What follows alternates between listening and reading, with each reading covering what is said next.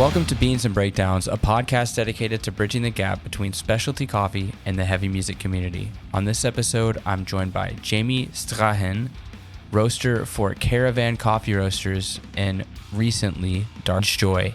So grab a fresh cup of coffee and wake the fuck up!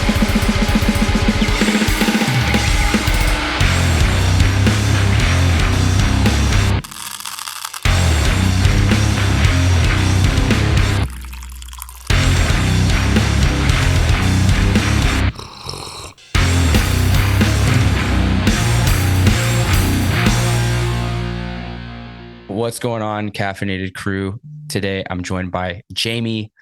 I have seen your stuff from Dark Arts, but I know that you just recently moved to Caravan Coffee Roasters. But that's neither here nor there. How are you doing this afternoon for me, evening for you?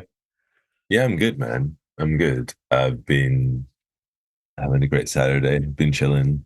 Went to go meet my friend Justin for a coffee, which ended up being a coffee and then another coffee and then some alcohol. What was the alcohol? I was drinking Guinness and he was drinking whiskey, and then we were both drinking wine. And then I was drinking whiskey. Yeah.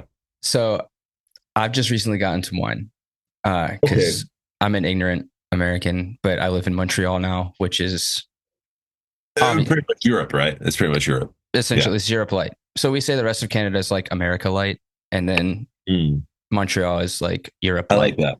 I like that. We have great wine. We have a lot of natural wineries around the city. But it's funny because all of my friends that I've known that are like somms are into wine, and they like, all of the flavors. They're like, switching it around and doing all the gurgling and shit. I'm like, oh, that's interesting. I didn't realize, like I know that there's flavors. So the first time I tried tasting wine and doing wine, I'm like, this is not like, I find coffee to be so much more complex. And from drinking so much coffee before I got into wine, I think it's so much easier to identify flavors in wine. It's mostly just cranberry, right? Yeah, yeah. But you're 100% right. Like I can't remember what the number is, but there's like when you talk about flavor notes that are possible to find in both drinks, there's way more in coffee than there's in wine. That coffee is just more complex. Um, yeah. But Wine's tasty. I love it.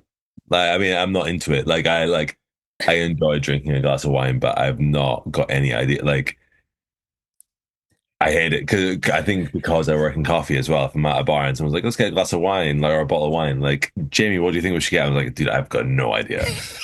I do not care. Let's ask the server. Yeah. Like,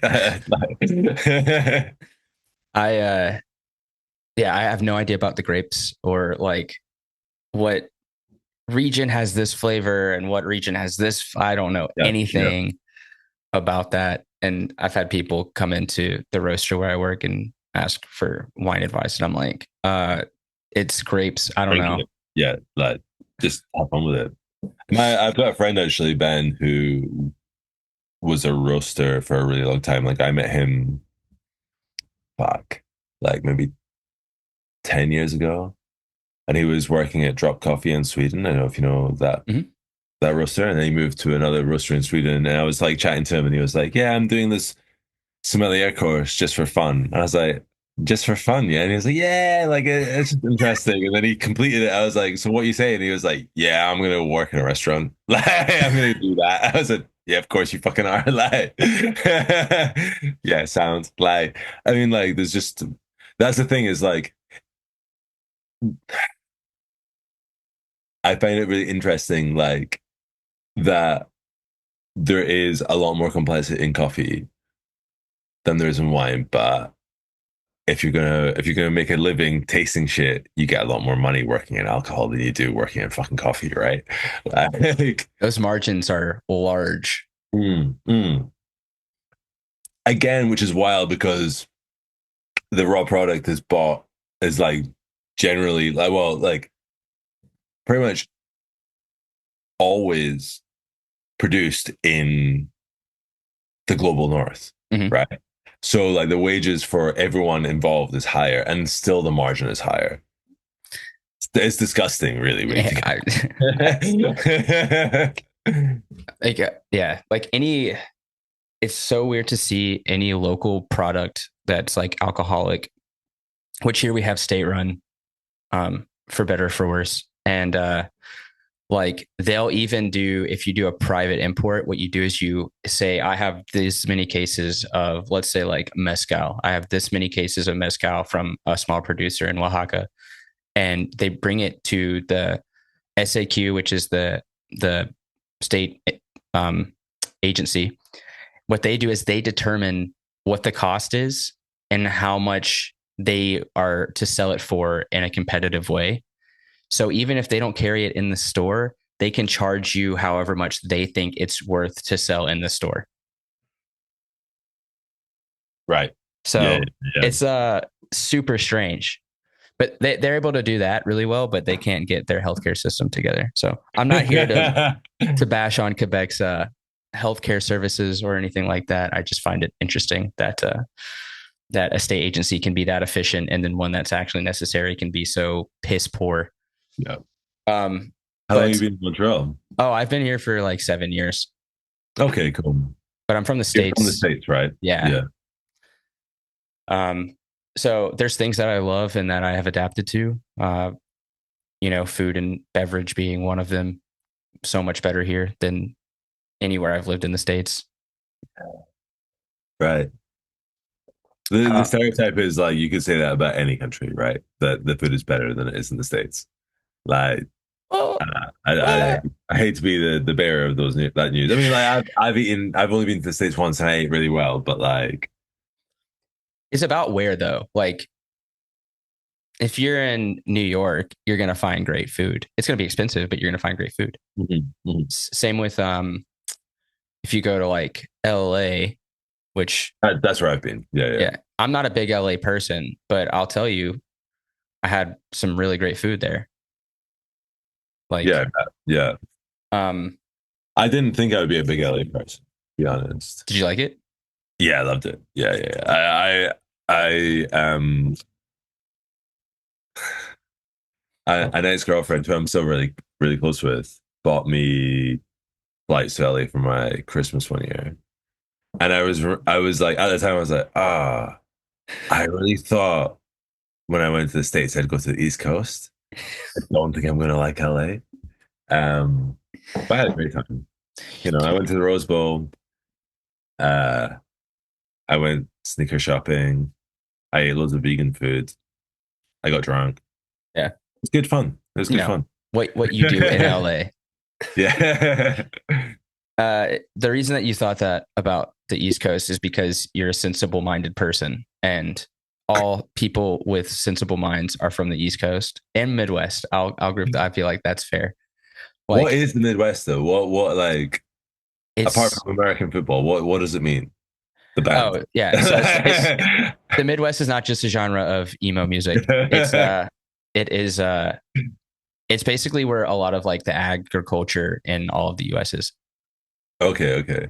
So they do most of the food growing and cattle raising, and Yeah. they actually provide a lot of energy that's not oil based. There's some oil based like Sure. Texas and the Southwest, but most of it is like it used to be a lot of manufacturing before it moved to China as well. That's why you have the Rust Belt, which is like Ohio, um, like Right. Michigan, all of those states where people are like, these are destitute places. That's not true.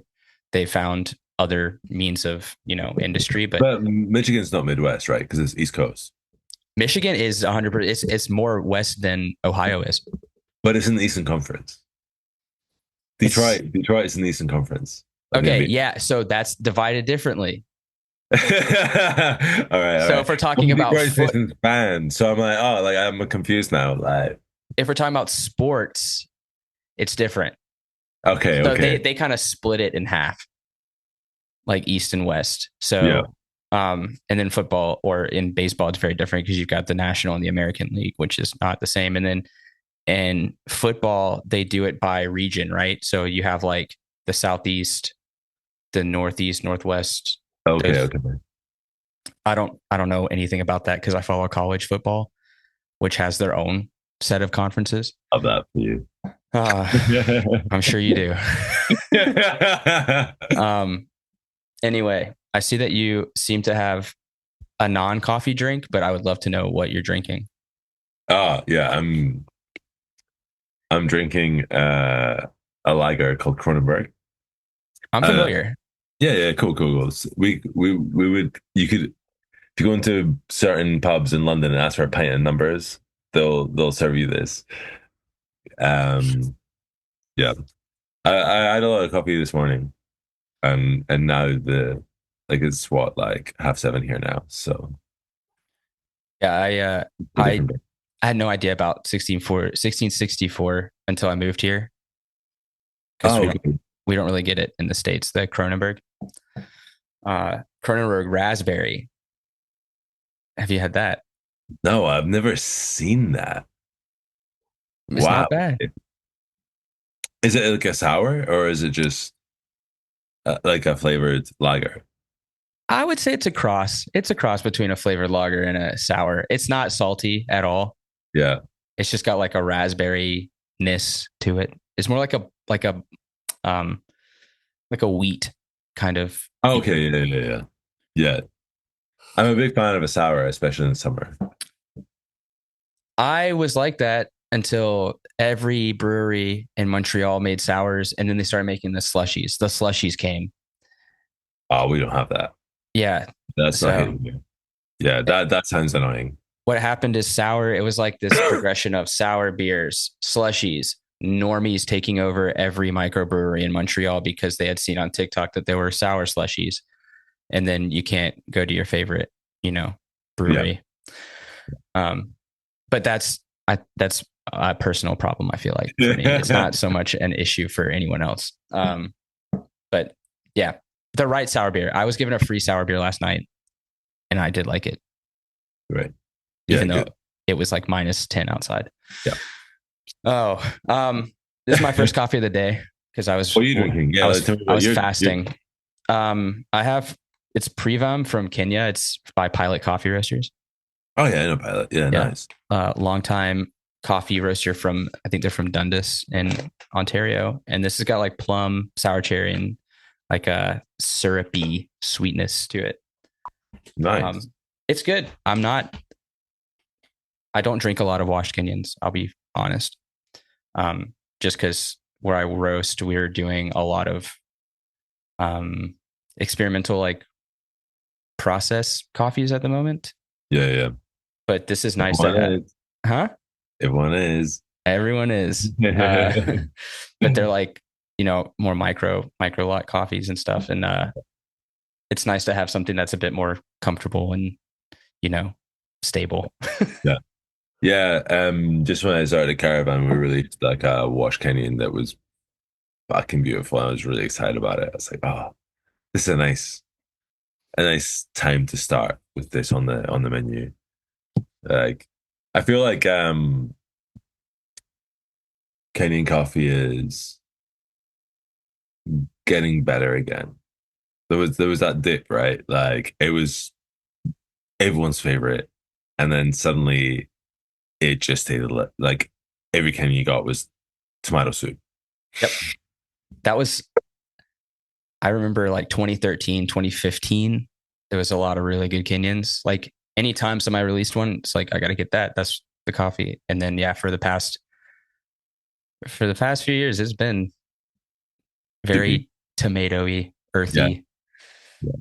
Uh, I've been like staying away from them, but most of the African coffees that I'm roasting right now are like Tanzania. We have a Tanzania that's always on a rotation. That's very good, and Ethiopia, obviously, like a nice washed Ethiopian. Can't fuck that up.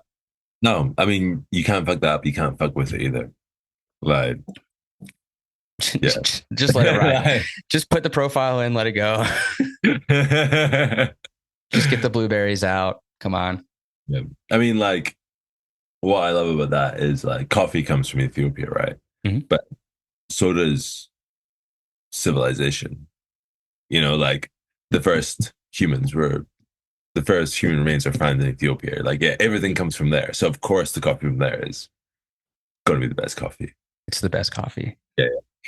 Anytime somebody comes in asking for like they're they want something new, and I'm like, oh, how are you making it? Filter coffee. Okay, great. What are you looking for? Something lighter. I've tried the Colombian coffee or I've tried Peruvian coffee, but I really want something. I'm like, have you tried Ethiopian coffee? And they're like, no. And then they see like the notes, and I'm like, oh, they're like blueberries. I'm like, yeah, Yep. there's a lot of really nice blueberry taste. There's a lot of some acidity, but it's very sweet. And they're like, that sounds interesting. And as like whenever that happens, it's like the downhill spiral Yeah. Yeah. marker of a new of a new life. I think like you can someone should track it, but like I've read so many interviews or listened to so many interviews or talked to so many people who started in specialty coffee about 10 or 15 years ago. And you ask them, you're like, oh, so like what was the coffee that like made you understand the specialty was interesting? And it's fucking always a natural Ethiopian that tasted like strawberry milkshake. And like it blew my mind. Like It was a specific coffee though. yeah. It Yeah. was it was the was it a is it an Adito? Yeah. Yeah. That was mine. Yeah. No, it's like everyone has the same story. Yeah. Yeah, Yeah. it was the same. It was that year, that same coffee. Mine was from Counterculture. It's the same. It's the same coffee. Strawberry milkshake. Uh, is there an order when you walk into a coffee shop blind? Where you're just in LA. Let's say you're in LA. You go into Canyon. What are you ordering? Espresso and filter. Is it like a test? Do you test them? No, no, but like I drink a lot of coffee, so I'm like, this is the most efficient way to get. I don't even like coffee. I'm just a caffeine addict. So I'm like, yeah, like I just need to like maximize the caffeine intake in the short amount of time that I'm probably allowed to sit in this cafe without like buying a food. on on record, coffee industry veteran says they don't like coffee. Yeah. I was literally I was sat this morning having coffee with two friends who the other two guys like own and or run roasteries, and they're like, why do we like coffee? And I was like, because it pays me, like, or what, like I don't know, like it pays my rent, so like I like it, like. No, I mean obviously like I so I love the coffee industry, right? And I drink a lot of coffee. I do love drinking coffee, but I think there's a difference between people who like you can fall in love with the coffee industry, and there's so many different things that you can focus on, right? Like you can get really into latte art, and that's you loving coffee, but like maybe as a roaster, that's not of interest to you, right? Mhm. And maybe what you do at a roastery is not interesting to someone who's really good at fucking latte art. And I think that's for me, it's like I love coffee and I love drink. Like I drink a lot of coffee every day, like more than I should probably. Mhm. But like I'm not interested. Like I get asked so often, 'cause obviously I've been doing this for fucking 15 years. And people ask me all the time, like about brew recipes or what I use at home, and I'm like, dude, I've got like a batch brewer, and I make a batch because I drink like today it's my day off, so I made a liter batch and drank that before I left the house, and then went to a coffee shop. Right? God. I'm like, yeah, like I don't have the patience to learn the best V60 recipe or the best fucking clever dripper or whatever it is. Like, I'm like, yeah, I'm sure I'll have this incremental increase in my enjoyment of the coffee, but I'd rather just fire the batch on and then go to a coffee shop where someone cares about that. For me, like what I love about coffee is the people, right? So Mhm. I like talking to consumers for sure. Um, I like hearing people who run cafes talk about what they're trying to create. But most of all, I'm interested in origin. So I love learning about not it's cool to hear what people are doing and how they farm and how they process coffee. Obviously, that's really interesting. But what I find even more interesting is like the greater community. So like, oh, you live in this town in this country and you make coffee and like does that sustain you or do you have to just oh you're also a taxi driver cool and what's the town like and what do you do on your night off like what's happening like what's your day to day like that stuff I find fascinating and that's why I love coffee because it gives me access to these communities that otherwise would be unreachable. So we're diving straight in because this the bulk of what I want to talk about is um like your view on origin because apart from working in coffee for like you said 15 years and I think you've done the most coffee trips I've seen of anyone else that I follow online. Oh really? Wow. Yeah. If I that mean, I doesn't. probably don't follow that many people, but Yeah. Yeah. Yeah. yeah, but you, the amount that you feature the people that Yeah. you've met. That's all I talk about. Yeah. Online. Yeah. Yeah. Um, like how, because I hate being stereotypical, but like, you've talked a lot about neglected origins. Like I read like an article that The you the wrote. Civic article. Yeah. Yeah. Yeah. And, like starting to create sustainable relationships with like origins and producers and stuff like that. Um, is it just a matter of like going through the importer and meeting them for that way, or is it just like you just straight up shoot them a message and be like, "Yo, this coffee's banging. What's going on?" So for me, the strongest relations I have started with going with an importer, but then meeting those people and then getting their contact details and continuing that conversation. So like I've not done a lot of trips, I don't think, like from like talking to my peers, right? Mm-hmm. So I've been to Brazil twice. I went to Ethiopia last year, which was incredible. And I've been to Mexico twice for coffee. No, I've been to Mexico 3 times for coffee, but twice visiting farms.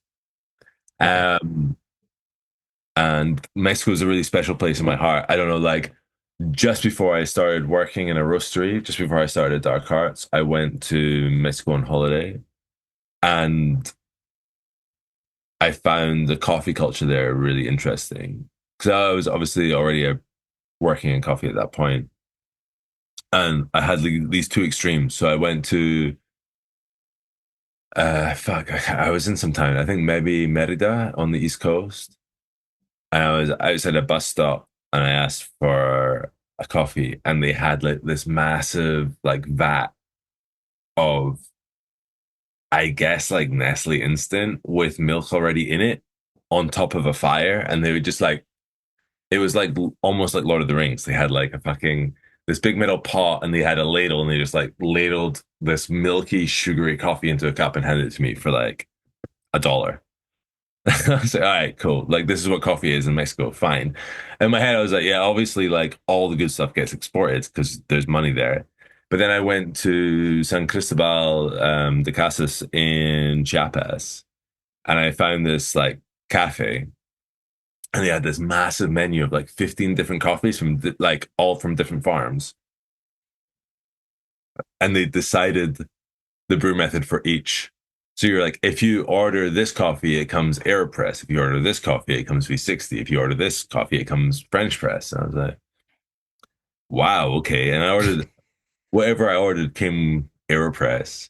And I, yeah, go sit down. I sat down and they came over and they brewed it in front of me and explained the recipe and explained why they'd chosen this method for this coffee. And I was like, oh, okay, this is interesting. This is like a producing country who has a strong internal market. And then I started working at Dark Arts a couple months later, and I was like, okay, our espresso should be Mexican. I want to find a Mexican coffee for this. Um, and then a long time later, I got to visit farms, right? So Mm-hmm. like, um, I've forgotten what you asked me, but like, Yeah, so I was buying I'd already had a vested interest in that origin. And Okay. then I met my friend Laura, who at the time was working for Ensambles, which is a Mexican export importer. It's a Mexican owned company. And she sold me some coffee from the state of Guerrero, which Hmm. is a a notoriously dangerous state. It's like maybe it's depending on what article you read, it's the poorest or second poorest state in the country. And it's got a really bad reputation for poppy cultivation, marijuana cultivation, and sex trafficking. Um, and so like I bought some coffee of her, and then like I asked to talk to the field coordinate, like the field director for the region for the company, and he's like from Guerrero, and that like the reason that company are working there is because he was like, this is close to my heart. We need to do this. I was chatting to him, and I was asking him those questions about him growing up, and it was really brutal. He had like a lot of horror stories. I was like, "What's it like now?" And he's like, "You should come see it." I was like, "Yeah, cool. Like, I'll come see it." And my friend Laura was on the Zoom call translating, and she was like frantically texting me, being like, I've not been there. It's not advisable. Like, if you really want to do it, we can work it out. But and I was like, well, I've already said yes, so I should go. Like, I don't know. Like, I've already said it, so and she went before me and was like, actually, like, it's quite chill. Like, they've built up a good network that they feel secure, and it was incredible, man. It was fucking incredible. Like, it's so fucking isolated. Like, we got there, and there was like a tannoy speaker going over the village announcing us arriving, and we're like, "What's up?" And they're like, "Oh, like." Nearly nobody in this village has internet or a phone. So we use these like tannoy speakers to announce everything. Like on market day, your family will go into the market and you'll split up to buy like groceries and like whatever else you need. And then you'll go to the office that can control the tannoy and be like, yeah, I'm here. I've got all the groceries. The family of like, the Chavez family, can you all meet me at the fountain? I'm ready to go home. It's like they all know, like, all right, cool, like we're done. Like, let's go. Like, And so I love that coffee experience because the first one you had, it sounds like Cafe de Olla. Um, is that what it was? I mean, it was like 2015. I don't remember the name of the place, but like it could well be. Yeah, yeah, No, that's like so Cafe de Olla is like historically how like pre-Columbian coffee was made. mm, mm. So it's like the big Oh, clay sorry, you're pot. talking about the bat. Yeah, yeah, yeah, Yeah, yeah. yeah. Yeah, quite possibly. Yeah, yeah. But they put in like star anise and peel and seal and like spices and stuff, and Mhm. they cook it basically in the coffee in this pot and then pull it out. My friend who's from Mexico City is always telling me, he's like, I have the best cafe de olla recipe. I'm like, just make me some. Like, don't give me the recipe. Like, make me some because I'm gonna fuck it up. Um, but I find it interesting the other place, like the opposite end of the spectrum.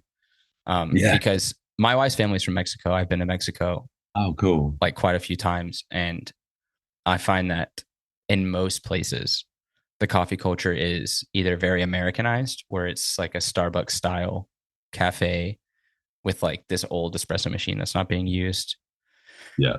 or it's very, very, very expensive and hipster. And like, like it's in La Condesa in Mexico City. Yeah, yeah, yeah. I mean, like, yeah, I was there a few months. Yeah, I was just back. um, but I do agree that I think Mexico gets overlooked because people don't know how big it is. It's a really, really, really, really big country, Yeah, and it's unfortunately stuck between the USA and Brazil, so it looks tiny, but it's huge. it's it's enormous. Yeah, And there's like so many different regions that can grow coffee, and each one has their own like kind of character about it. Yeah. That I feel like people will be like, I have Mexican coffee. I'm like, okay, well, is it from Oaxaca? Is it from Chiapas? Is it from Veracruz? Like, where is it from? Yeah. Yeah. Um, so I think it's cool that's like Mexico is like the special place for you. Yeah. Thank you. Yeah. Where about is your wife from? She's from Guanajuato, which is central. No coffee growing happens there, but they make a lot of wine, and they actually make tequila there as well. But it's not actually tequila because it's not from Jalisco. Right. Got you. Yeah. Yeah. But it's tequila. Um, Yeah. Yeah. but they have like agave farms and stuff, and it's really cool. The food's really great. I mean, you can say that about any part of Mexico, right? 100%. I'm jealous though. I want to go to Oaxaca. I haven't been to Oaxaca yet, and I love mezcal, and I Yeah. love mole, and Yeah. I love both those things as well. uh, Yeah. Yeah. I went to Oaxaca City this year for the first time, and I drank. We got there quite late at night, like so it was a coffee trip. So we were like in Mazateca, like in the north of Oaxaca State, and we drove for fucking the whole day to get to Oaxaca City, and we went to this mezcal bar, like pretty much sure we like dumped our shit in the hotel. We went to this, grabbed some tacos, and went to mezcal bar, ate the tacos in the bar, and started drinking. But like the drinking laws are quite strict there, as I remember. Like, well, that bar at least closed at 10. mhm. And so we went to someone else's bar,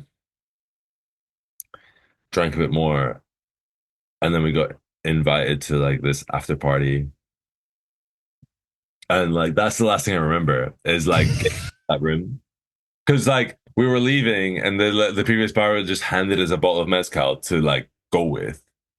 And we went to fucking it was going to be a bar or a cafe, but at the moment it was just like a shell with like cardboard on the floor. And we sat on the cardboard.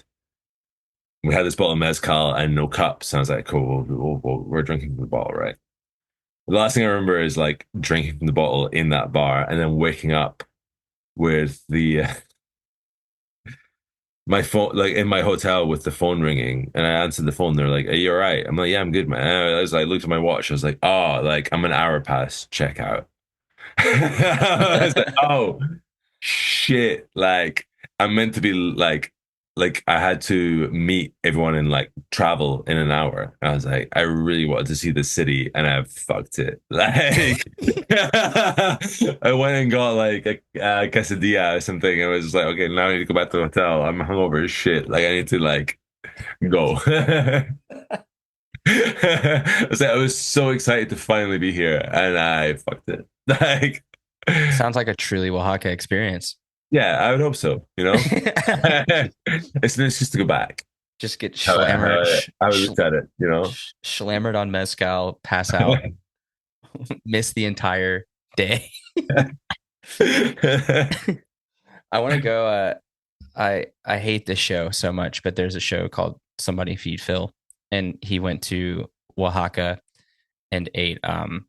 He had this like more indigenous place where they cook a lot of like the pre-colonial foods, Yeah, or pre-Columbian, and they bring out an iguana, right. and they're gonna cook this iguana and serve it. All right. He didn't eat it because apparently he was too scared, which is stupid. Why would you have a travel and food show and Yeah, not, yeah, like it's part of the program, right? and not eat the iguana? You got to eat the iguana. So now I want to go and eat that iguana. Like not that specific one, but I want to eat some of That one's I hope it's already eaten, right? I mean, either that or he's just roaming around doing his iguana thing. You know what I mean? Like I don't know. I mean, yeah, sure. Yeah, Maybe. that's the funny thing. Like, I was I was vegan for like nearly 20 years, and then I went to Mexico. And I was like, well, you know. like there was a couple of things at play. Like I knew who I was traveling with the first time. Well, like when the first coffee trip I did, right? Um, I managed to stay vegan the first couple of times I went to Mexico, but the first time I was visiting farms, there was like an unsaid tension between me and my friend Laura, who was like taking me on that trip, because I knew that culturally it's really offensive to like refuse food, and I was going to get served meat. And I just turned to her, I was like, like, don't worry, I understand. Like, I'm going to eat whatever I'm given when I'm here. It's fine. And she's like, oh, great, thanks, thank God. But then, like, just before the first time I had to do that, we went to this like taco bar in Guerrero. I'll send you photos later. It's insane. It's like three tacos were like $1. Mm-hmm. It had this menu, and we were just laughing at it. We're just like, it's all um, like awful, like all tripe. You know what I mean? It was like tongue taco, like throat taco, and then like a couple others. And like, I started being like, I don't want to eat this. Is there anything like there was no obviously no vegetarian option. I was like, what can they do? And they just gave me like tortillas with like raw onion and cilantro. I was like, okay, I had a couple of those, and then I was just like, do you know what? Fuck it. And I was like, the Rebecca, who was the field coordinator for that region for the coffee company, was sat next to me eating tacos, and I was like, "What you got?" And she was like, these are brain tacos." I was like, "Yeah, give me a bite of that. Like, I want to see what that's about." So I went from being vegan to eating like pork brain tacos straight away. I was like, "All right, cool. Now I'm ready." Like, yeah, Everything is normal compared to yeah, this. yeah, yeah. It's just like fuck it. Like, I love tacos de lengua, the tongue tacos. yeah, yeah, yeah, They're the best. yeah. Um, but then cabeza, the Mm, cow's face. Ooh. mm, yeah. Or sorry, cow's cheek is what we would Cheap. call it. Yeah, yeah, The yeah. cheek, Okay. not the face. Yeah. And eat a cow's Like, face. yeah. I mean, like, I love that. Like, it's trendy now, right? That like nose to tail thing, like eat the whole animal. But I'm like, people been doing that That's just for a indigenous minute. foods. That's just that's centuries old, boss man. Like Yeah, that is not a cool yeah. European hipster idea. Farm to fork. We've been farm to fork for a long time. um, what's another trip that like because I know you went to Ethiopia last year. Like I I can only imagine that that's kind of a mind blowing experience. Yeah, it is. It really is. It was it was really interesting. I went with quite a big group of people, right? So there was like 14 roasters on that trip, Oh my god. plus the import team, plus Ethiopians driving us, basically. So there was like four by fours on this like convoy. Um, it was incredible. Like obviously, like anyone who works in coffee probably wants to visit Ethiopia at some point, right? You Yeah. should. Um, but it was quite harrowing as well. Like the first couple of days we were there, like we spent a day in Addis Ababa. 20 minutes into the trip, someone got their phone stolen. I was like, oh, yeah, of course that would happen.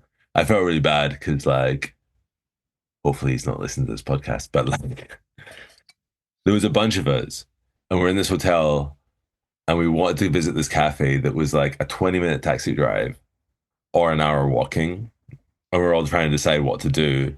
And there was this like older roaster from Poland who'd done a lot of traveling. He was like, we should get a taxi. And everyone else was like, nah, I feel chill. Like, I feel quite chill. Like, let's just walk. It'll be fine. But there was one kid, he was like 25 years old. He was from the Netherlands. He'd never left Europe, and he got his phone bumped. And I was like, oh, of course you got your fucking phone. So like everyone else lived like in capital cities of big, like big capital cities. Like I'm from London. I live in London. There's people from Rome, people from Barcelona, like or people who have traveled a lot. And we're like, we're all used to keeping an eye on shit. Mhm. This guy's a kid. He lives in the Netherlands, which is like super chill. Of course, of course, it's not going to work out for him. So he got his phone bumped 20 minutes into the trip. We worked that out. And then like he was like, they went that way, let's go get them. I'm like, dude, you do not know what's around that corner. Like Nope. you're are you insured? Yes. Okay, your phone's gone. Fuck it. Like, let's get on with the trip. I'll take photos for you. Like, don't worry. Get him a burner, just Yeah, exactly. It's like, like, yeah, two kids took your phone and went around the corner. You don't know who's waiting for you around there if you go chase it. Like, um, and then when we started we took a flight from Addis Ababa to um Sudamo, and then started our trip and like meeting farmers, talking to the washing station, everything. We got back to the hotel, and some of the guys were just like, I want to quit my job. Like, this is so fucked. Like, I thought we were doing a good thing, but I've got no idea what's happening here with money. Like, I don't understand where anything's going. And it's like so confusing because there's so much black market and underhanded happenings. And you're just like, fuck, man. Like literally, I like, we were talking to the washing station. And it was like, so you're saying that like each lot you have comes from like 500 or 600 different farmers. Yeah. Okay. So like, but you're tracking who gives you what, right? And like, yeah. And you're telling us that if it's really good, they get a premium. Yes. And someone was like, so what premium do they get? Like, what is it like? $10, $15, 20? And the guy was like, yeah, yeah, like that. Like, wait, what? Like, oh god. but I think it was also like a cultural difference of like that was quite a shy man who's talking in English to these people and he's trying to impress and he's also just like not used to being that open. He was just like, oh yeah, it's like that, yeah, whatever. Like, but it was like scary, like I mean, the math there is just hard. yeah. I mean, like, I guess that's also it. Like, he'll like brush that off as opposed to pulling out a massive spreadsheet to show us like how he does the math, right? Yeah, well, Like, that's what y'all want to see, sure. though. Yeah, no, of course, of Like, course. show us the spreadsheet. Yeah, no, it's really funny. Like, I feel like a lot of times we do get bogged down in this. Um, I'm trying not to say this in a rude way. Like, it's kind of that like savior mentality of like, it's easy to be like, we're paying this amount of money for this coffee for this place from this Uh-huh. producer. And then you Yeah. go to that producer and you're like, so what are we doing here? Like, what's going on actually? Yeah. Yeah. Yeah. No, exactly. There's loads of like that's untapped a bunch of shit, right? Like, so I've seen roses roses in Europe be like tell like advertise how much over the sea market they pay for a coffee. I know the roaster. And you're like, well, yeah, you paid 300% over market for this coffee, but it was like a fucking Panama geisha. That wasn't your decision. You were told the price and you paid it. Like, why are you boasting about that? Like what are we talking about? Like, I could do the same shit with my shoes. Like, they cost like 20 quid to make and I paid 200 for them. Like, but I didn't choose to pay extra. Like, like That's just how much they cost. that's just what fucking Nike charges. Like, I don't want to tell you. Like, Oh man. I know exactly, man. Ooh. I do find that very funny though. Like I'm like reading the bag and I'm like, Yeah, but you're not like offering Oh 300 no, over. you're being told what to pay and You're then bragging about it. Like, fuck you, man. your fucking importers telling you that that's how much it is. Anyway, I won't. As much as I love them and their coffee is so good and their cafes are beautiful, there's a little bit of self-inflating that's going on where I'm Yeah, like, y'all are not the saviors here. Like this is fucked up. yeah, yeah. But still, much love to them. Great coffee. What's a hot take that you have about the coffee industry? Let's go full on, 100% crank it up. Damn, man, you just hit me. All right. Um, I feel like I should be really good at this, and like I'm suddenly having a blank because I'm being really hit with it. Um,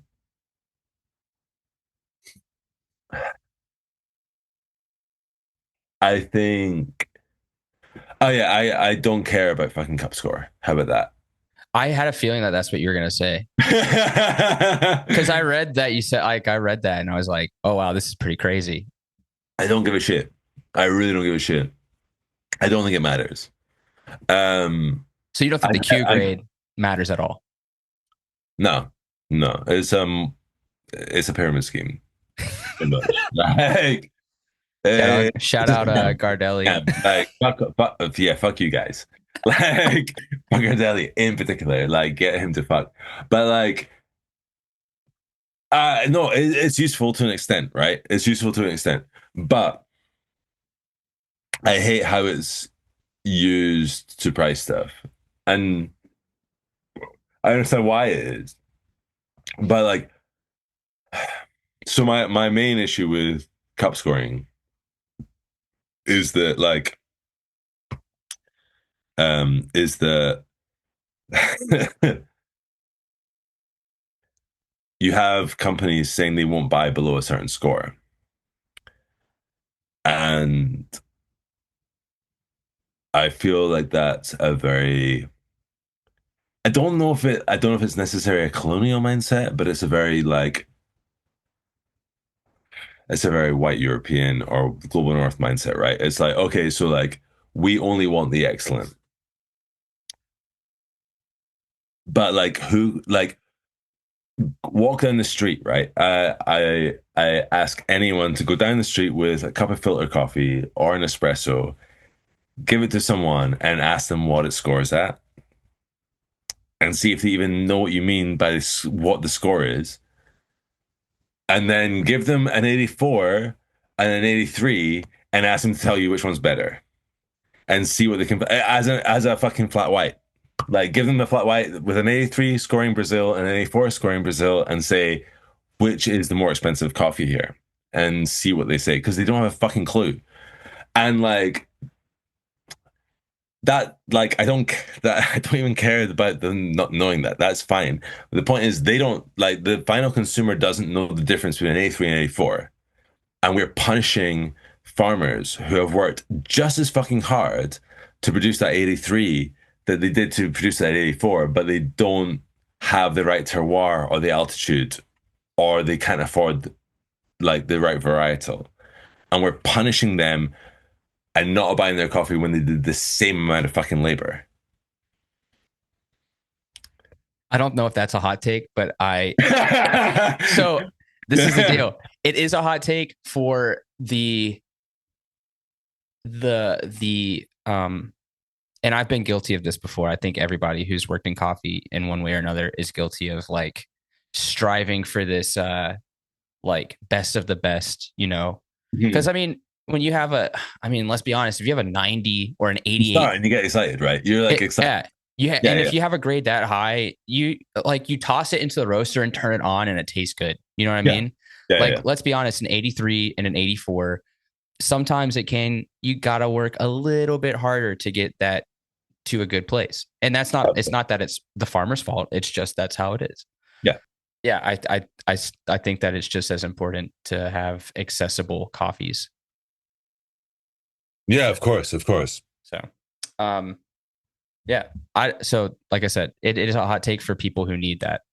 Who need to hear who need to It's a hear that. take. It's a take. It's definitely an important take. Um Man, I'm trying to think of because that's what I wanted to get into. We haven't talked at all about death metal, and I know that you love death metal or metal in general. Yeah. Um, I aren't mean, you? like, Aren't you I feel the like you're primarily like the music exit aspect of your show is primarily like hardcore, right? But that's where I grew up on. So wait? You grew up punk? yeah, yeah, dude. I grew up on like punk and hardcore. Oh, that explains all the maggot stomp. Yeah, of course. Yeah, yeah. Maggot stomp, death metal for hardcore kids. Yeah, yeah. Also, a massive coffee head, by the way. Did Really? you? Yeah, massively, massively coffee head. Like he has a coffee. He used to have a coffee blog. I think he's still doing it. Oh, I'm gonna need to hit him up then.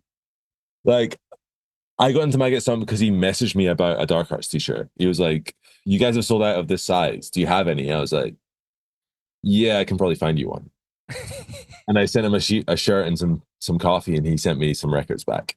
That's Sent me sick. some tapes actually. Like, yeah, yeah.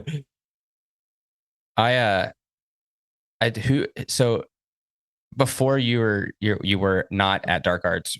How much of the merch idea did you have input on? Varying degrees. Yeah, like it was like always collaborative, but Okay. like yeah, I don't know. Like there was like a very death metal themed release we did with my friend Raf, who's a tattoo artist, Mm-hmm. and it was like all the all the designs were based like one looked like Altars of Madness, basically, right? Like, and we just did everything was like, okay, we'll do like a Florida death metal vibe for this, and that was all me. But yeah, I had like a lot of input in a lot of it, and a lot some stuff I had no input in at all. Like it was it was like being in a house share and just deciding like what rug do we buy, you know? And sometimes you have a lot of input and sometimes you don't. Like sometimes you don't care. Like Is the dog that was in the Outbreak that's my merch? dog. Yeah, Yeah, yeah. I thought I spotted. Yeah, yeah. That's Cloudy. Yeah, he's like he's on my bed right now, like I have that sleeping. shirt. Oh, sick. That's Yeah. cool. Yeah, yeah. When I saw him in the background, I was like, I think he's on my shirt. Yeah. So the initial idea was to do like a kind of like biohazard Chromags vibe, like let's get Cloudy looking really angry and like have like mean pit bull on the and I was like looking through all my photos. I was like, it's actually way funnier to have him looking kind of sad and like pathetic. Like because that's what hardcore kids really are, right? They're it's like little emotional people. Like Yeah. Yeah. I so even more than the coffee, I think I love what Dark Arts does with their the branding and stuff like that. I think it's yeah. sick. And camo cups, like I can't tell you how long I've been looking for camo cups. Not that I Yeah. need them for We're wearing anything. a camo hat right now, right? Yeah, I love camo. I'm from the Yeah. South. What do you? Yeah. I'm a big camo fan as well. Yeah, yeah, uh, yeah. Camo's it's the new I don't know what it is, new plaid. Yeah. It's the original plaid, right? Like I think there was camo before there was plaid. There had to be. I think at some point, like tartan was considered camo though, right? It has to be. Kind of. Yeah, yeah, yeah, for sure. Like it was definitely worn at war. Yeah. Like, yeah, yeah. In hunting, there's a lot of tartan. Yeah, yeah. Yeah, Uh, I don't know how much you know about tartan, but there is like each clan has its own tartan and they have like a hunting tartan. I didn't Like know there was a separate hunting tartan. yeah, yeah, yeah, yeah. There's a separate hunting tartan. Yeah, yeah, yeah. That's so cool. I know a bit about like the clan tartan and stuff like that. Like I said, I have friends from Inverness, and so like one of them got married, and the whole band was the wedding party. Right. And they all took like a hard style photo and like wedding tartan. And it's like their band, like it's their Instagram photo for a while was just that photo. Why do you have friends from Inverness? What was that story? It's such a long story. Like I think I can't remember if I found them or if they reached out, but Finbar plays drums in a band called Below the Neck. It's kind of like a metalcore Slipknot influenced band. Yeah, yeah, yeah, yeah. Oh, you know them? Yeah, yeah. I don't know them personally, but I've heard the band. Yeah, yeah. They did a coffee release with Inverness Coffee Roasters, Right. and I honestly I can't remember how that relationship was made. It may have been that like you know what it was. I had Adam from Orthodox did an episode, and I think Finbar sent me a message being like, "We just released a coffee. Would love to talk about it." And then from there, like I went to Outbreak that next year. We met up, and then went to Outbreak the year after, met up again. And so we've always just kind of like every now and then, because he's a dad, he's got like 2 kids now and stuff like that. So we like reach out to each other here and there, but Yeah, yeah, yeah. I met like the whole band at Outbreak the first year I went in 2022. It's like the nicest people ever. It's crazy. Hardcore here is so different because everybody thinks that they're super cool in North America. Yeah, I've never heard that before. Yeah, Really? yeah. I've But not heard or experienced that before. Yeah, bizarre. in the UK, I find people in the hardcore scene to be like much more approachable and like sweet. I don't know what it is. Maybe it's the accent is different, but I find them to be very, very nice. But Scotland, the moshing is the hardest in the UK. Yeah, The yeah, yeah. hardest. So like when I was moving to London, like just before, like a month before I moved, I think, a friend's band came up, and I was like going around with them a bit around Scotland, and I was like really excited because they're from Kent, so like close to here. I was like, oh yeah, like this is really exciting. Like I'm moving to London, I can't wait. And they're like, yeah, concerts will be different. And I was like, yeah, yeah, I know. Like I know, like way more bands play in London than like because most bands don't. They'll do a UK tour or a European tour, and they'll come to like a couple of English dates and Mhm. not even go to Scotland, right? And they're like, yeah, I mean, yeah, for sure that happens, but like the gigs are not as fun. And I was like, oh, I don't. Okay, like I don't understand that, but and then I came down and I was like, oh yeah, they're fucking different. Like, but I think it's appreciation. I think like because less bands make that extra fucking 6 hour journey to come to Scotland, when they do, people like show up. They're like, oh, we are really grateful that you're here and we're gonna make it a good time. Like but there's also just less ego. Like I came to Mhm. London, I was like going to hardcore shows, and I was like, well, I've come from a city where like there's human pyramids at every gig, and there's like stupid shit happening all the time. And now everyone's just standing like this, making sure, can you see what cool underground American band shirt I'm wearing? And like, I just need to make sure that I'm seen. Dude, this is boring. Yeah. Yeah. Which is what pushed me more into heavy metal, I think. Because like hardcore is quite sweet and sincere. But when you go to heavy metal, it's like proper Dungeons and Dragons, like no ego, like fucking like I don't care what you think about me. I'm having a good time. Mhm. I was like, yeah, I love this. Like, I want to go to a heavy. I went to this show like last year that was fucking unreal. It was like out of like my normal like remit of what I listen to as well. But it was like, fuck, what are they called? They're like, I can't remember. I'll find it. I'll send it to you later. But like complete power metal, like um this like Swedish band who's like they dressed like one guitarist had like a mask over his face, the other guy and everyone else was wearing like elf ears, and Shit. they had a keyboard player who was dressed as a dwarf, and it's all like very theatrical, and like they pulled like some girl up on stage from the crowd and like knighted her and like asked her to give a request, and they played whatever song she wanted to hear. I was like, I love this. Like the whole crowd, like loads of people in the crowd were wearing elf ears or capes and shit. I was like, this is so fucking dorky, but so sincere. And I Hmm. was just like, I love how like no one's caring about how they seem. They're just like, yeah, this is what I like. Hmm. Um, and it's beautiful. I do so I work for a promoter here, doing like project or production management for shows. And Twilight Force, that's what the band's called. Twilight 4 Twilight Force. Force. That's a crazy name, bro. That's fucking sick. I saw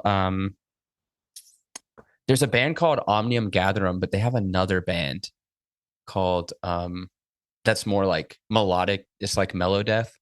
Okay, yeah, yeah. And I cannot remember what the name of it is. They're very, very good. And the drummer that was playing, no, sorry, that was a different band. That was Soen. The drummer that was playing was Martin, who played on the original like Opeth albums. But that got very nerdy. Anyway, the I find like metal culture and metal fans are much, even in Montreal, especially. Like Montreal is a very metal city. We have like Cryptopsy Yeah. uh the The brother. Agonist is from here. Yeah. uh Alyssa, who sings in Arch Enemy. Antitactics from there Huh? as well, right? Who? Antitactics. Do you know Oh, those who? Antitactics? Something like this? I don't know. It's like a I don't know hard. that. Yeah, it's like really techy black metal. Well, maybe That's maybe I need to check that out. um we also have like Despised Icon, Ion Yep. Dissonance. Yeah, yeah. So we have like a very, very rich history of metal and black metal from up north. Maybe they're from up north, and that's why I don't know them. Yeah, maybe, yeah. It's What Antitactics and like Ensorceler are the two Montreal bands that I know. I So know it. And Sorcerer is they're very black metal, right? Mhm. Yeah. There's some of that like I get lost in because that scene is so big, but also very scary. Um, Yeah. and you got to check the Reddit, Yeah, yeah, dude. Yeah, yeah, you got to check the subreddit when you find a new band from yeah. up north. It's kind of like Norway. Anyway, I mean, it's like a similar longer latitude, right? yeah, extremely similar sentiments a lot of Mm. the time. Like because in Norway that scene was a lot of like they didn't like the European immigration happening, and here it's very similar where they don't like, you know, their language being Yeah. encroached on, Yeah, yeah. which is anyway. Uh, uh, a lot of great metal bands. But yeah, I do find that those crowds, like I could do without the beer on the floor and the some of that I could, but at the end of the day, it's a very good time. yeah, yeah, I have a death metal project with my wife, and I'm excited to get that going, but I don't want to play hardcore shows with it. yeah. Because it's a death metal band. Okay, but in North America, death metal bands play hardcore shows. No, I'm not. I'm not opposed to that at all. Like in Glasgow when I was growing up, like you would have like a post-punk band play, and then like one of the first. So when I first got into DIY, I went to this gig, and it was like an emo band played, then a post-metal band, then like a beatdown hardcore band, then like the headliner that was screamo. Mhm. I was like, yeah, and but that was like really common in Glasgow. It was like, why would we want to have four bands playing the same music? Let's like mix it up. And it was like really like I miss that a lot. Like, but at the same time, like if you're a new band, w- it's difficult to play out of genre, like play a gig out of genre because you're like, well, why? Like once you've got a demo out or an EP, then yeah, you can play those shows, but like you should really be playing to the people who want to hear it, Right. right? What kind of death metal are you playing? Oh, it's like Entombed Hell yeah, dude. meets like it's kind of Gothenburg meets Florida in a sense. Yeah, yeah. Um, I really like I like Entombed. But also I like breakdowns. So Yeah. I like the stupidity, like very stupid, simple riffs of like Obituary Yeah. because I Yeah. can play them. And Yeah. I think it's my favorite band from Florida. Obituary Yeah. should listen to Three Knee Deep. Okay. No, it's not the same at all. It's like a fucking it's like a beat down band. Very good band. As you're an Entomb fan, do you know he'll hate me for saying it like that, but do you know Coffin Mulch from Glasgow? No, Oh, dude, check them out. do I know Coffin Mulch? I don't think I do. They put out an EP and LP this year, in the last couple of years, and it's it's not just that chainsaw death metal of Sweden, but that pardon me, that's a big influence in it. Like, but it's fucking sick. It's like all punks playing death metal, which my friend Mikey is always telling me like punks playing metal is the best genre. Like, if you find like punks who want to play metal, that's always going to be the best. And like his reference is always Thou. Oh yeah, He was like, there are a bunch of punks playing amazing doom. it's Like, scary. yeah, There's a band from here called Portal Tomb that just put out an EP, and it is punks playing metal, and it's unbelievably good. It's crustier. Yeah, of course, it's always going to be crusty. Like, but I mean, like, it depends what you want, right? If you want technicality, you should probably not talk to punks. But if you want that energy, no one does it better. Yeah, and if you Like, want like the weird, throw fucking like sloppy energy. exactly. Yeah, Yeah, yeah, cool. Like, DIY recorded to tape. yeah. Just bad. The one of the members of that band is a espresso machine tech, Oh, sick. and that's how I found out about. It's because the bassist in my band, not the death metal band, but my main band, he works with one of the members, and they work side by side on espresso machines. But it's like home espresso machines. Yeah, yeah, yeah. Okay, fine. It's not Yeah. as respectable, but it's I'm just kidding. it's a dirty word. No one wants to do it, but it is done, you know? Like, That's what I'm saying. I'm like, I didn't even know that job existed because I was like, if the machine breaks, I just throw it away. yeah, I thought it was like a PlayStation, right? If it's broken, it's broken. You can't. It's you just can't fix it. Yeah. People spend money on fixing like a Mokita combo. That's insane. Yeah. I mean, people spend money buying a Makita combo, right? Like that's also Like I can understand if you get like a Rancilio Sylvia or something like that. but like just go to your local shop. Like, let's be honest, like I used to have this conversation a lot when I was a barista where you'd have because some of the shops I worked in were like close to the city where all the finance bros are. And like, oh, I love coffee. I want to buy like a home espresso machine and a grinder. What should I buy? And I'm like, well, realistically, you understand that I spend half an hour to 45 minutes every morning dialing in. So if you're trying to save money, you're better off just coming here when I open, once I've wasted like 30 shots and buying a coffee that tastes good, as opposed to you spending money on equipment and then wasting 30 shots every morning before you go to work to get a decent shot. When I try to explain that to people, I get blank stares. Yeah, yeah. I mean, I got a lot of those as well. Yeah. I also had a lot of customers come in and just like put their hand on the EK and be like, I've got this at home. I'm like, why? Why the fuck do you have a £3,000 grind? Like a what is it? $5,000 grinder? $5,000, yeah. Like, why?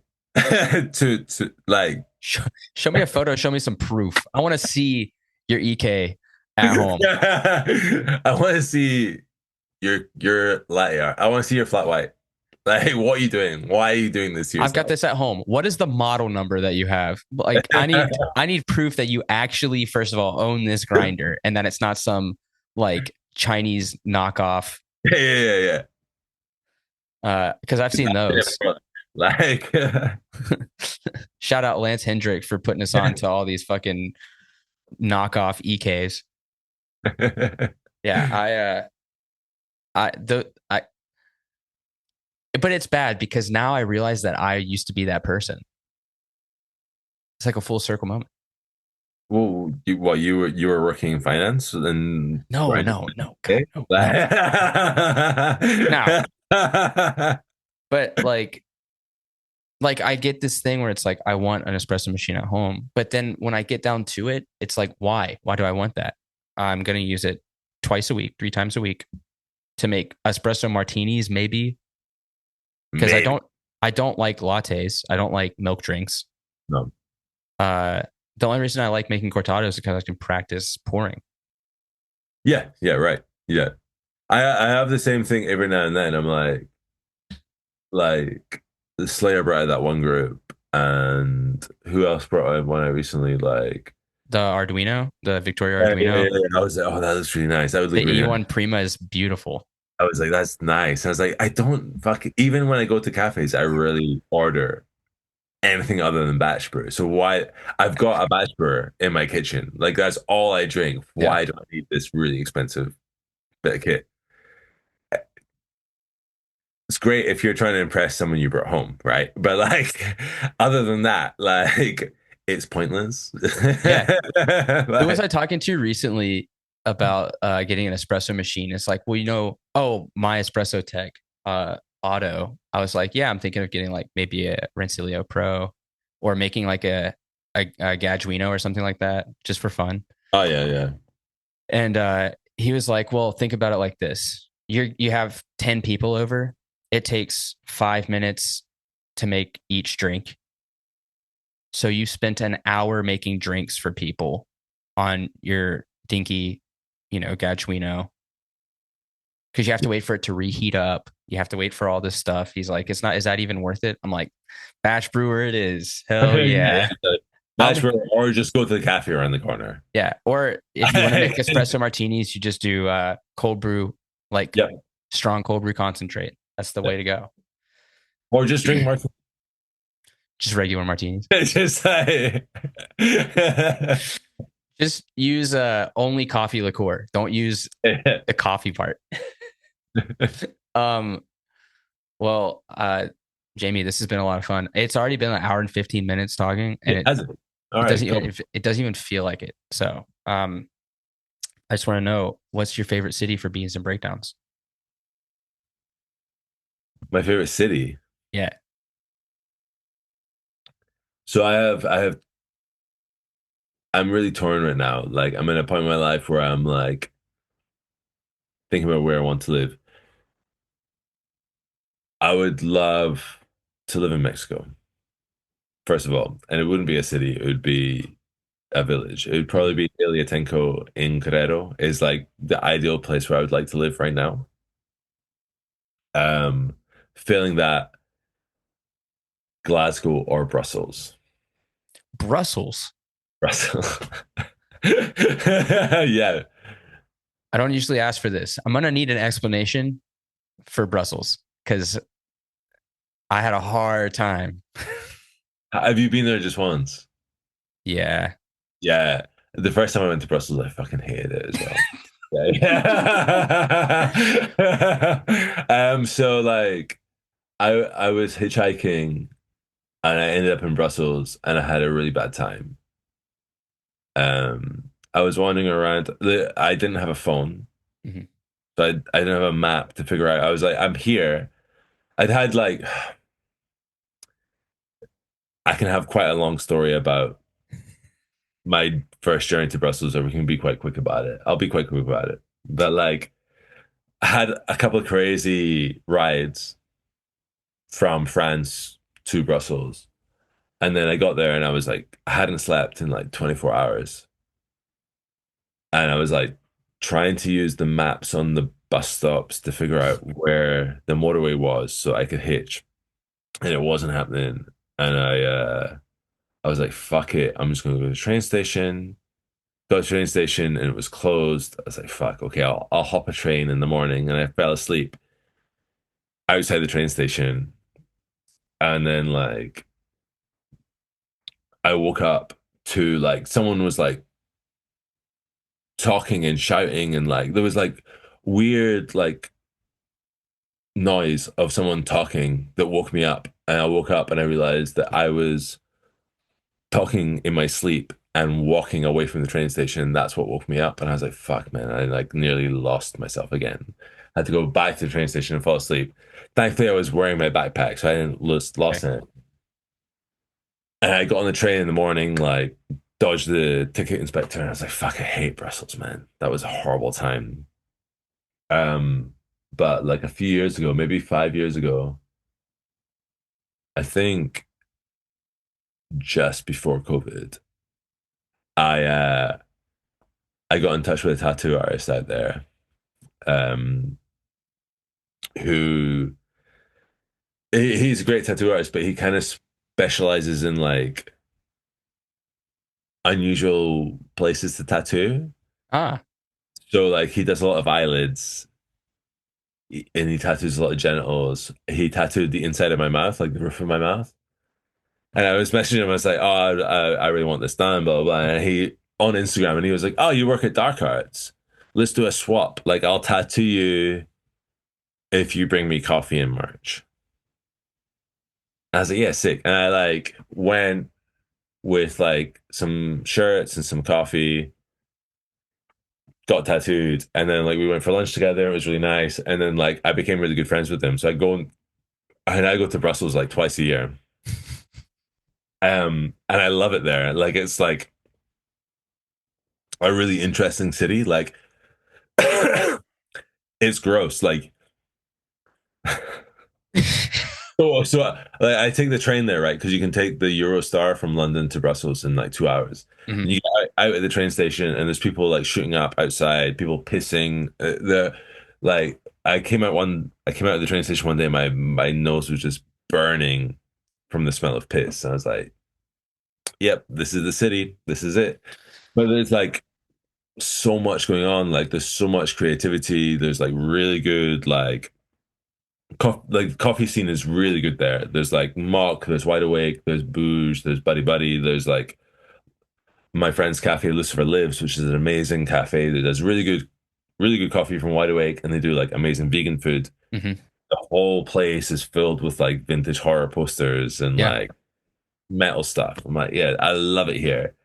And there's just like it's a weird like outsider city. Like everyone I meet there, I'm like, oh, you're just a bit of a weirdo. This is Yep. really cool. Like everyone's like a bit like fucking odd, has a niche interest. I'm like, yeah, I like it here.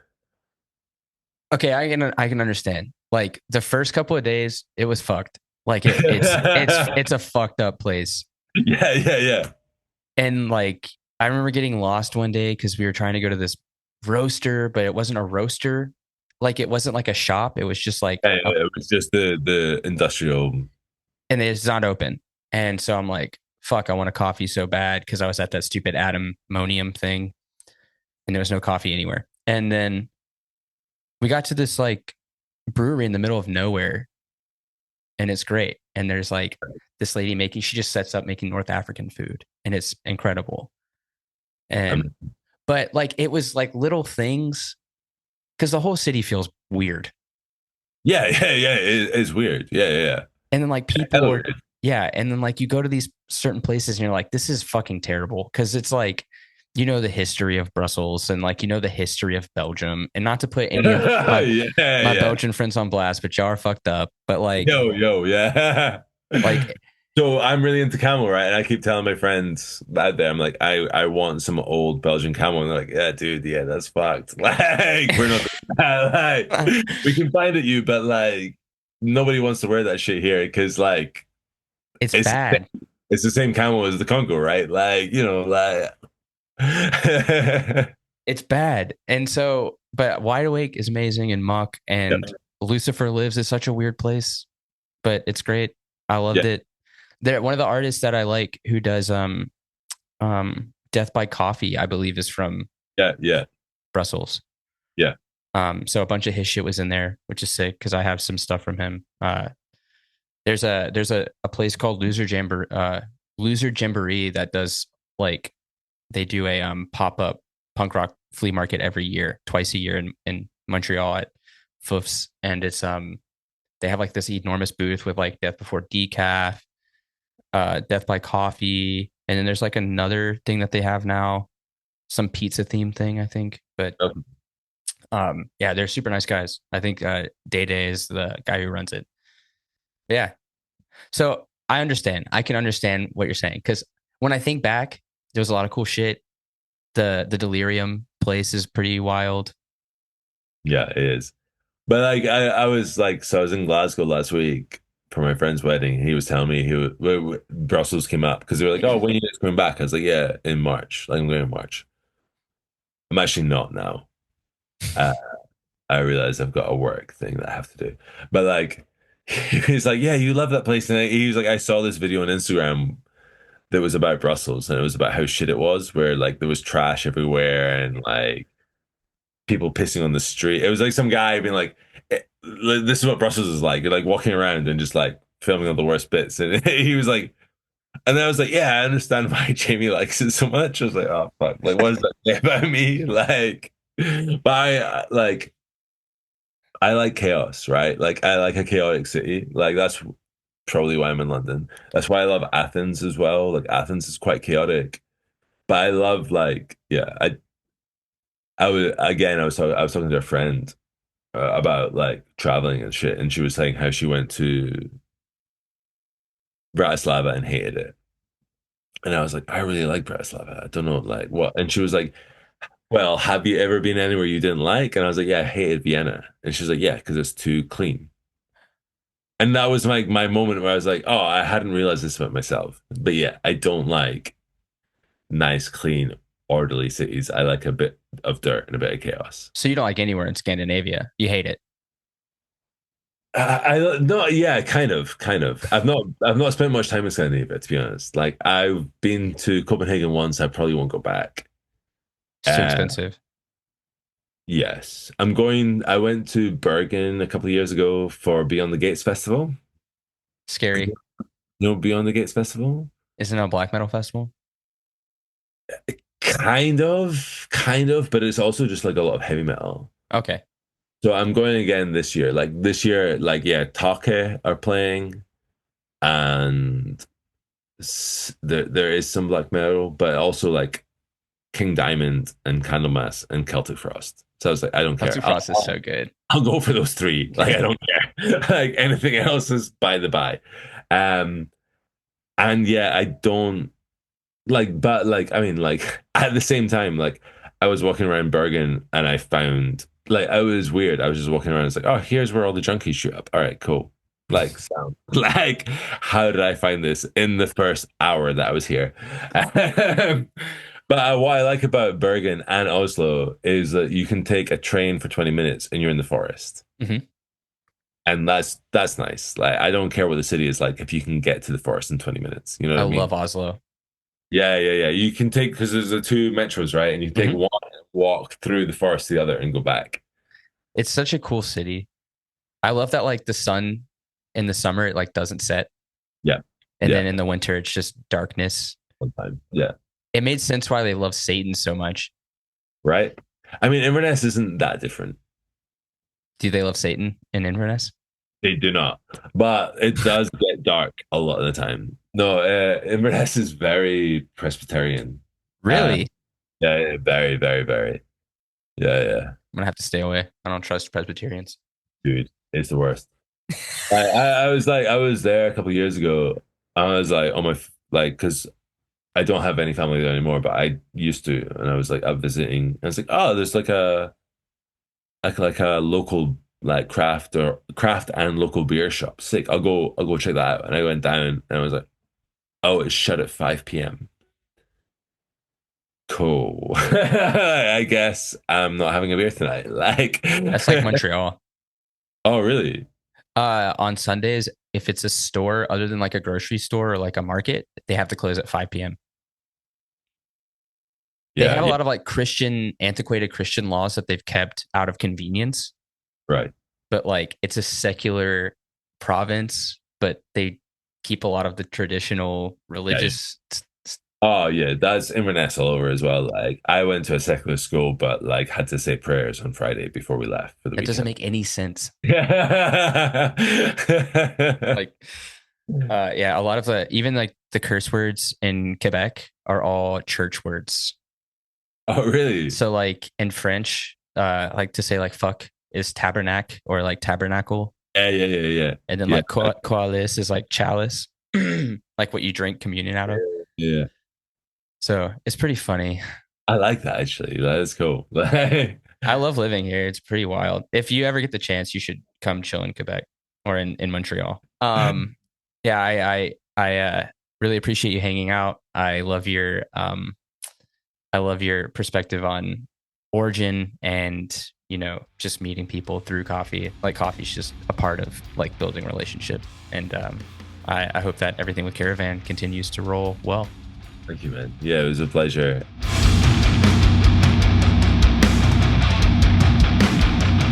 Thanks for listening to this episode of Beans and Breakdowns. I want to say a huge thanks to Jamie for hanging out on the podcast. If you're curious about any of the topics that we covered in this episode, please check the link in the description. I'm going to put the article that I referenced that Jamie wrote a while back about neglected origins, some of the other things that we touched on. If you're also curious about anything else and want to ask questions, please feel free to comment on this episode or shoot a message to me on Instagram or to Jamie on Instagram. I'm sure he would love that. If you've enjoyed the podcast, please subscribe and leave a review. You can find out more information about the podcast by following us on Instagram at Beans and Breakdowns or on the web at beansandbreakdowns.com. Until next week, be sure to stay caffeinated and wake the fuck up.